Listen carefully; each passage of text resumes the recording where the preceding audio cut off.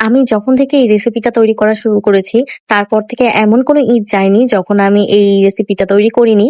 আমার বাবার বাড়ির পরিবার, আমার শ্বশুর বাড়ির পরিবার সকলেই এই খাবারটি খুব বেশি পছন্দ করে। তাই ভাবলাম এবারের ঈদে আপনাদের সাথেও শেয়ার করি আমাদের এই পছন্দের রেসিপিটি। হ্যালো, আসসালামু আলাইকুম। আমি নুসরাত সাথী। স্বাগতম জানাচ্ছি আমার ঈদ স্পেশাল আরো একটি এপিসোডে।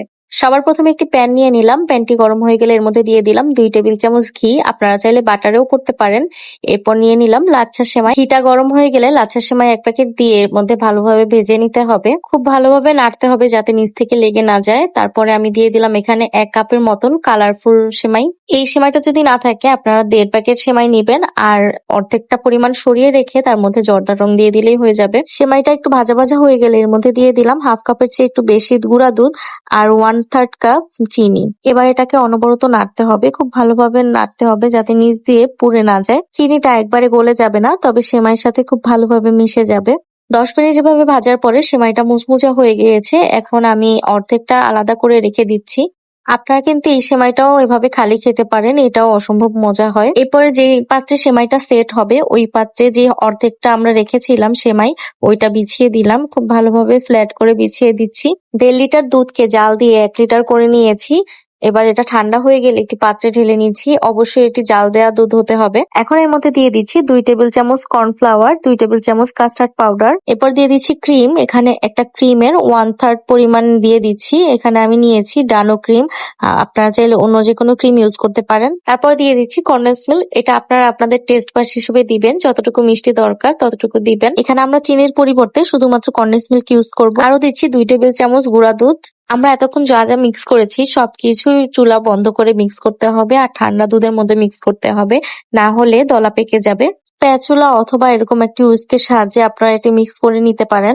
সবকিছু ভালোভাবে মিক্স হলে তারপর চুলাটা জ্বালিয়ে দিচ্ছি। প্রথমে চুলাটা মিডিয়াম আঁচে রেখেছি আর দুধের মিশ্রণটাকে অনবরত নাড়তে হবে। এটা নাড়া বন্ধ করে দিলে আমি যে শুকনো উপকরণগুলো মিক্স করেছিলাম সেটা দলা পেকে যাবে। 5 থেকে 7 মিনিটের মধ্যে এরকম ঘন হয়ে আসবে। এরকম ঘন হয়ে আসলে তখন চুলার আঁচটা লো টু মিডিয়াম আঁচে দিতে হবে। আর খেয়াল করতে হবে নিচ দিয়ে যাতে লেগে না যায়। নিচে যদি লেগে যায় তাহলে পোড়া একটা গন্ধ আসবে। প্রায় 12 থেকে 15 মিনিট পরে এরকম একদম ঘন হয়ে আসবে। আপনারা আপনাদের পছন্দ অনুযায়ী ঘনত্বটা রেখে তারপর চুলা থেকে নামিয়ে ফেলবেন। এটা ঠান্ডা হয়ে গেলে আরেকটু ঘন হবে, তাই অনেক বেশি ঘন করে এটাকে শক্ত করে ফেলা যাবে না, তাহলে ক্রিমি ভাবটা থাকবে না। চুলা থেকে নামিয়ে হালকা ঠান্ডা হয়ে গেলে এরপরে আমরা যে পাত্রটা ঠিক করে রেখেছিলাম ওই পাত্রে সেমাইয়ের উপরে ঢেলে দিব। পুরো মিশ্রণটাকে ঢেলে স্প্যাচুলা দিয়ে হালকা হালকা চেপে সমান করে নিব, খুব বেশি চাপ দেওয়া যাবে না। এরপরে বাকি অর্ধেক সেমাই যে আমরা উঠিয়ে রেখেছিলাম ওই সেমাইটা উপর দিয়ে দিয়ে দিচ্ছি। তারপরে সম্পূর্ণ সেমাইটা ঠান্ডা হয়ে গেলে ফ্রিজে রেখে আমরা এটাকে সেট হতে দিব অন্তত আধা ঘন্টা। আধা ঘন্টা পরে ফ্রিজ থেকে বের করে কেটে নিচ্ছি। ব্যাস, তৈরি হয়ে গেল আমাদের মজাদার ক্রিস্পি অ্যান্ড ক্রিমি নবাবী সেমাই। উপর থেকে ক্রিস্পি আর ভিতরে অনেক বেশি ক্রিমি।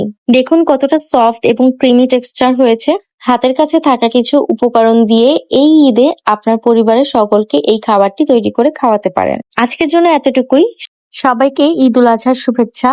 দেখা হবে নেক্সট কোনো ভিডিওতে। টিল দেন সবাই সুস্থ থাকুন, ভালো থাকুন। আল্লাহ হাফেজ।